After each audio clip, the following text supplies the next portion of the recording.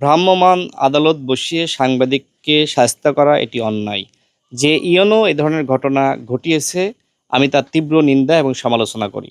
আমরা মনে করি সাংবাদিকদেরকে স্বাধীনভাবে কাজ করার সুযোগ দিতে হবে এবং একইভাবে সাংবাদিকদেরকেও মনে রাখতে হবে যে আওয়ামী লীগের স্টাইলে, আওয়ামী লীগের সময়ে কিছু কিছু সাংবাদিকতা আমরা দেখেছি, ওই ধরনের সাংবাদিকতা আমরা এখন আর দেখতে চাই না। আমরা দেখেছি যে প্রেস ব্রিফিংয়ের নামে যে তেলবাজি চলতো শেখ হাসিনার সামনে বসে বসে, ওই তেলবাজি স্টাইলের সাংবাদিকতা বন্ধ করতে হবে।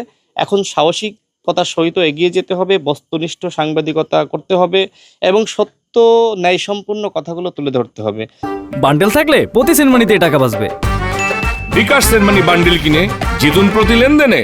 দুঃখজনক এবং ইওনো যদি অন্যায় করে থাকে তার বিচার হওয়া দরকার।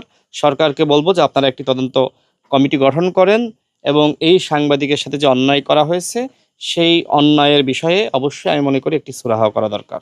যে একজন সাংবাদিককে এইভাবে লাঞ্ছিত করেছে, তাকে মামলা দিয়ে কারাগারে পাঠিয়েছে, এই ধরনের ঘটনা এখন ঘটছে, ভবিষ্যতে যদি এই অবস্থার আমরা পরিবর্তন না করতে পারি আরও ঘটবে। আমি সরকারকে বলবো এই বিষয়টি তদন্ত করার জন্য এই ইওনো অন্যায় করেছে নাকি সঠিক করেছে। তবে আমার কাছে যেটি মনে হয়, এই মুহূর্তে যদি এই ধরনের ভ্রাম্যমাণ আদালত বসিয়ে মানুষকে শাস্তি দেওয়া হয়, সাংবাদিককে শাস্তি দেওয়া হয়, তাহলে কিন্তু এটি অন্যায় হবে।